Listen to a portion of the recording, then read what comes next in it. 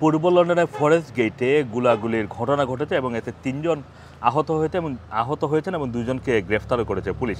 লন্ডনের ফরেস্ট গেটের আপটন লেনে আজকে ৩টার কিছু সময় আগে গুলাগুলির খবর পেয়ে পুলিশ ঘটনাস্থলে পৌঁছায় এবং পুলিশ জানায় যে একটি বাড়িতে গুলাগুলির ঘটনার খবর পেয়ে তারা বিকাল ২টা ৪২ আপটন লেনে পৌঁছায় এবং ঘটনাস্থলে একজনকে গুলিবিদ্ধ অবস্থায় সেখান থেকে উদ্ধার করা হয় এবং তাকে জরুরি ভিত্তিতে একটি যে মেজর ট্রমা সেন্টারে নিয়ে যাওয়া হয় এবং তার অবস্থা আশঙ্কাজনক নয় বলে জানানো হয়েছে পুলিশের পক্ষ থেকে।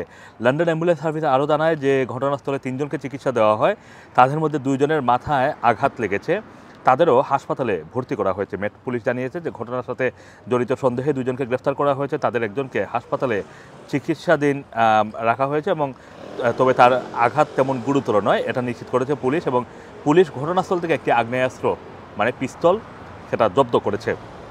ঘটনার পর ডানভার রোডের কাছেই একটি পুলিশ কর্ডন তৈরি করা হয়েছে এবং আপটন লেনের কিচেনার রোড এবং চসার রোডের মধ্যবর্তী অংশে যান চলাচল বন্ধ রাখা হয়েছে। এতে ফরেস্ট গেটে দীর্ঘ যানজটের সৃষ্টি হয়েছে। মেট পুলিশের নর্থ ইস্ট কমান্ডের চিফ ইন্সপেক্টর ড্যারেল জোন্স বলেছেন যে আবাসিক এলাকায় এই ধরনের গুলির ঘটনা স্থানীয় বাসিন্দাদের উপরে গভীর প্রভাব ফেলেছে সেটা তারা বুঝতে পারছেন, তবে তারা সন্তুষ্ট যে ঘটনার কয়েক ঘন্টার মধ্যেই ২ জনকে গ্রেফতার করা হয়েছে এবং একটি আগ্নেয়াস্ত্র তারা উদ্ধার করতে পেরেছেন।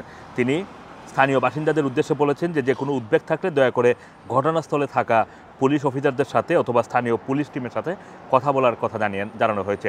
যারা আহত হয়েছেন এবং যাদেরকে গ্রেফতার করা হয়েছে তাদের জাতীয়তা বা নাম এখনও পুলিশের পক্ষ থেকে প্রকাশ করা হয়নি, তবে আপটন লেন এলাকায় এখনও পুলিশের কর্ডন রয়েছে, সেখানে ফরেন্সিক টিম পুলিশের বিশেষ টিমগুলো কাজ করে যাচ্ছে এবং সেই এলাকার বাসিন্দাদের মধ্যে এখনও আতঙ্ক রয়েছে। Assam Masum, Rana TV, London.